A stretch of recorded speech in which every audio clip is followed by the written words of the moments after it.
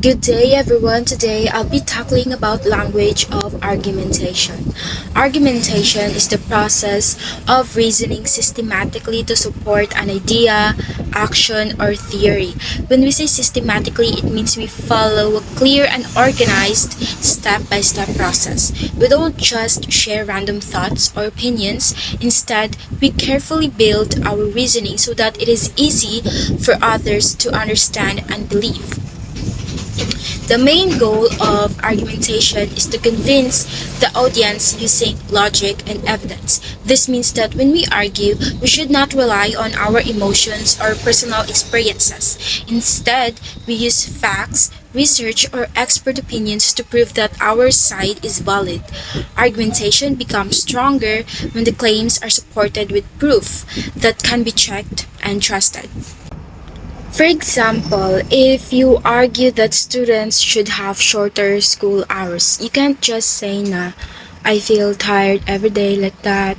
Feelings alone are not enough. Instead, you can use evidence like scientific studies showing that shorter hours improve student concentration and reduce stress. This shows that your argument based on logic and proof, not only emotion. So that's all for argumentation. Now let's move on to the next, which is argument. An argument is a series of connected statements that support a main conclusion. It is not just one single sentence, it is several reasons working together to lead to one clear point. Each reason must connect smoothly to the next so that your audience understands how you reached your conclusion. An argument also means a reasoned attempt to persuade others about a debatable topic. A debatable topic is something that people can disagree about, such as should schools require uniforms or is social media more harmful than helpful? If everyone already agrees, then there's no argument. For instance, if you say smoking should be banned in public places because it causes health problems and secondhand smoke affects others, that is a complete argument. The statements about health problems and secondhand smoke are your reasons, and the final conclusion is your main claim that smoking should be banned in public places. Again, argumentation and argument are related but not the same. Argumentation is the process of explaining your ideas and giving reasons or evidence to support them. It is how you present and defend your point of view in a logical and organized way. While on the other hand, argument is the specific claim or statement that you are trying to prove true. In simple terms, argumentation is the method or process of convincing others, while an argument is the main point or idea that you are trying to make. Next, let's talk about the concept of argument. The main goal of an argument is simple: to convince the audience. You're not just expressing what you think, but you're trying to make other people agree that your point of view is reasonable. This is why arguments must be clear, logical, and supported with strong evidence. To achieve this, your argument should do three main things. First, make people believe your position. Your argument should help the audience understand why your side makes sense. For example, if you argue that reading programs should be added in schools, explain clearly how reading helps improve vocabulary, comprehension, and academic performance.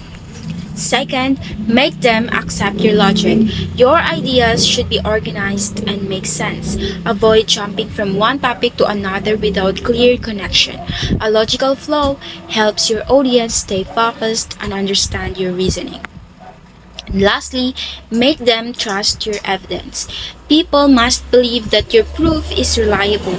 Always use accurate data, credible sources, or expert opinions to support your claims. Weak or made up evidence will make your argument less convincing. Now let's move on to evidence and argumentation. Evidence is the proof that supports your argument. Without evidence, your claim is just an opinion.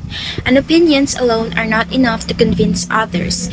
Evidence helps your audience trust your reasoning. because it shows that you have done research and are basing your argument on facts. There are two main types of evidence. The first one is facts. These are statements that can be proven true. For example, saying water boils at 100 degrees Celsius is a fact because anyone can test it. Using facts in your argument makes it strong and believable. Second, expert opinion. These come from professionals who are knowledgeable in a specific field. For example, if a doctor says nga smoking increases the risk of lung cancer, that is expert evidence because it is based on experience and studies. Always remember that facts show truth, while expert opinions show authority. Both make your argument more credible and logical. Next, let's discuss building an argument. To build an argument means to create a well-structured position supported by reasons and evidence. It is not enough to simply say, I think. You must prove why your opinion is valid and worth accepting. When building an argument, three things must be included. First, address all sides of the issue. Show that you understand both the pros and cons. For example, if the topic is online learning, mention its good sides like convenience and flexibility, but also its disadvantages, downsides like unstable internet or less interaction. Second, use evidence and counter-arguments. You must support your position with facts, data, or expert quotes at the same time. Acknowledge the opposing side's ideas and explain why they are weaker compared to your position. And lastly, show that you are well informed. Your argument should reflect that you have done proper research. Use reliable sources and explain ideas clearly. A well-informed argument is more convincing than one based only on opinions. Now let's move on to developing an argument. Developing an argument means improving it step by step until it becomes clear and persuasive. Here are the steps. First, do research. Gather enough information about your topic. You can't argue properly if you don't know the issue well. Research helps you understand background, facts, and different opinions. Second, list the pros and cons. Write down both the advantages and disadvantages of the issue. This helps you see the full picture and strengthens your position. Third, support both sides with evidence. Even if you disagree with one side, still understand its strong points. This shows fairness and makes your argument more balanced. And lastly, refute counterclaims. This means explaining why the other side's points are weaker compared to your position. For example, if someone says uniforms improve discipline, you can refute it by saying discipline is actually depends on teaching methods and rules, not clothes. Let's now talk about the different types of supporting evidence. There are four main types of evidence that can support your argument. First, factual knowledge or facts.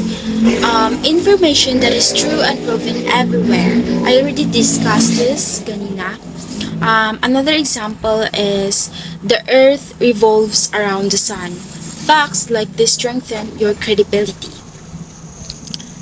Second, statistical inferences. Data and numbers used to support your point. Example, 80% of students prefer studying with gadgets. Statistics make your argument more objective and believable because they show measurable results. Third, informed opinion or expert opinion. Statements from experts who know the topic well. Example, a scientist explaining the effects of climate change. It shows professional insight. And lastly, personal testimony. First-hand experience from people involved in the situation. Example, a student sharing how online classes affected their learning.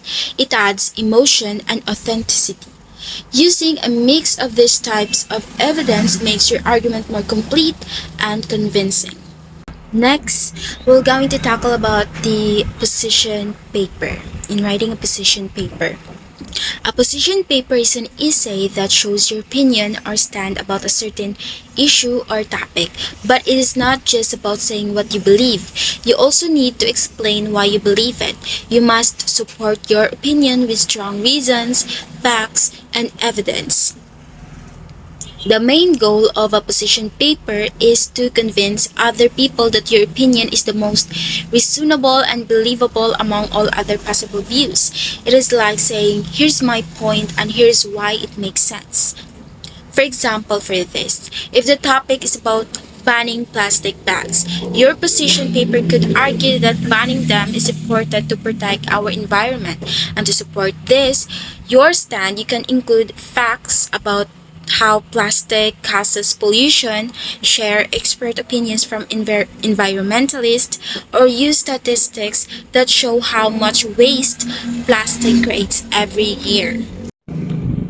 Now, let's talk about the important guidelines and useful tips to follow when writing a position paper. When writing a position paper, there are four important guidelines that you should always remember. The first one is values communicated. This means you should always show honesty and fairness when presenting your arguments. Don't change or twist information just to make your side look better.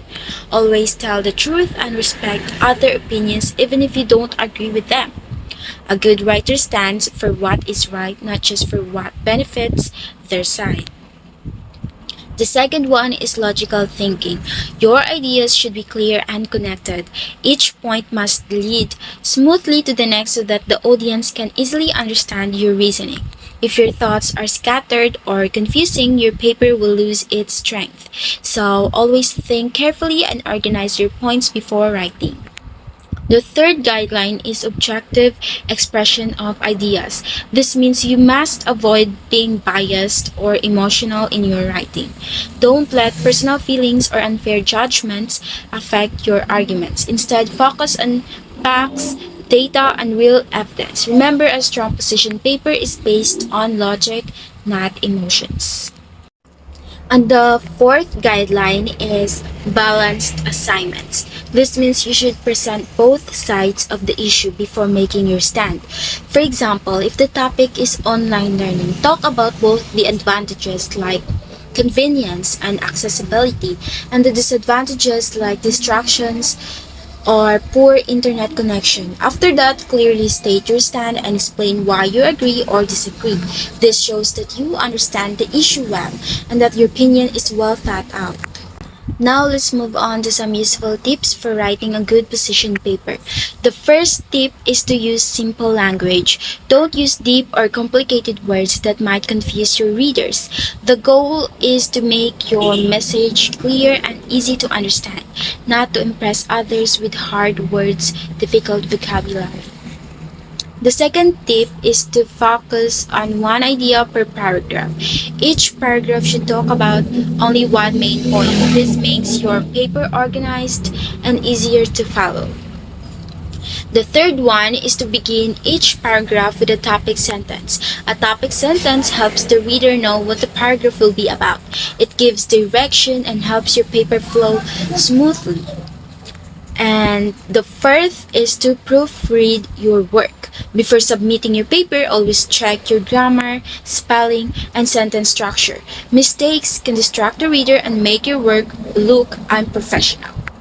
And the last is to cite reliable sources. Always give credit to the books, articles, or experts you used in your paper. This not only avoids plagiarism but also makes your argument more credible and trustworthy.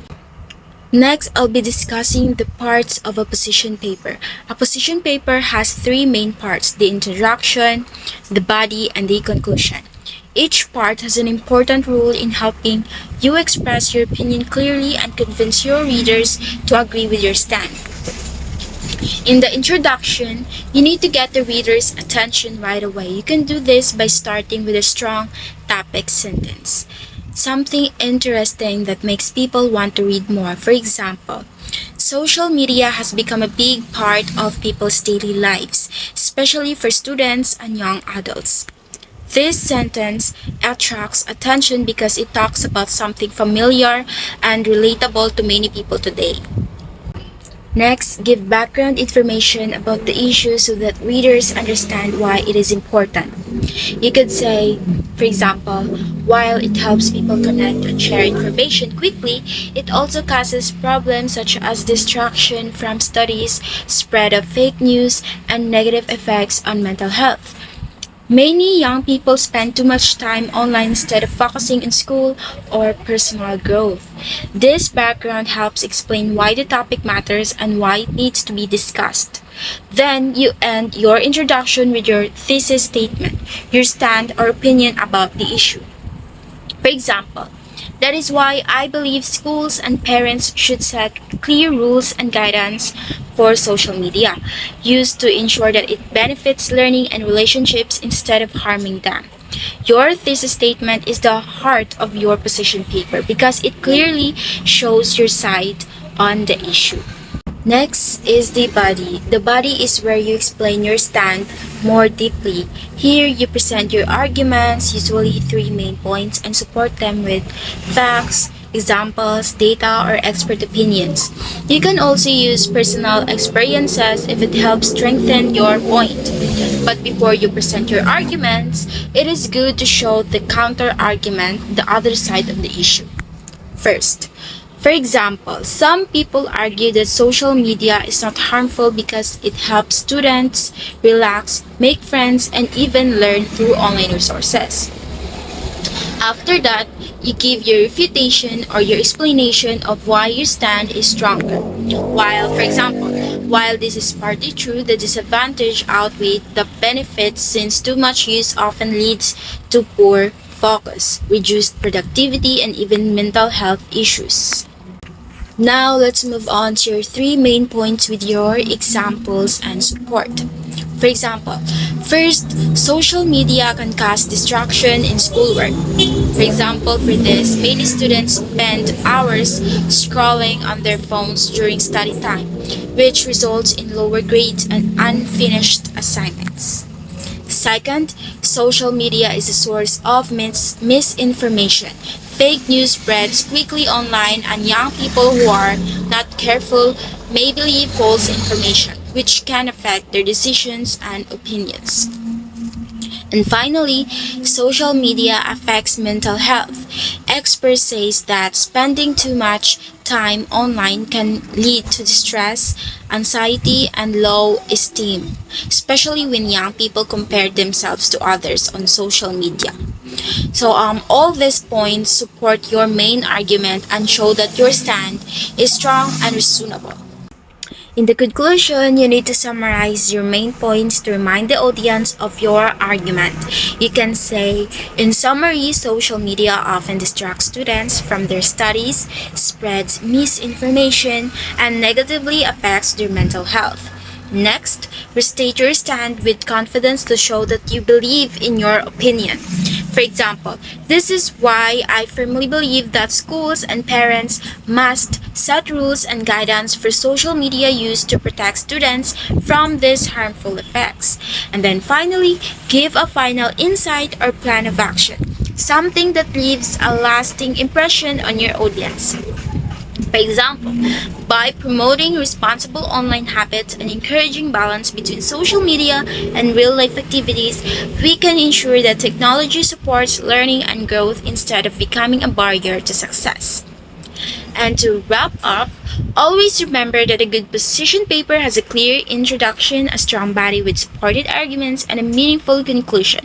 When these parts are complete and well organized, your position paper will be effectively convince others to see your point of view.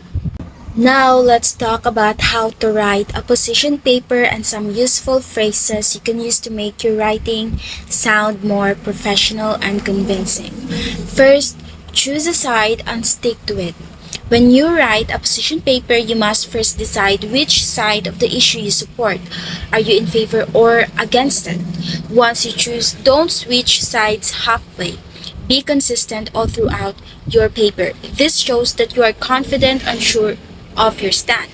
For example, if you are talking about banning plastic bags, you must clearly say whether you agree or disagree and stay on that side until the end. Second, support your side with facts, statistics, expert opinions, and testimonies. It's not enough to just say what you think. You need to prove it. Use facts that can be checked, statistics with numbers or data, expert opinions from professionals, and even personal testimonies or experiences. This kind of evidence makes your paper stronger and more believable.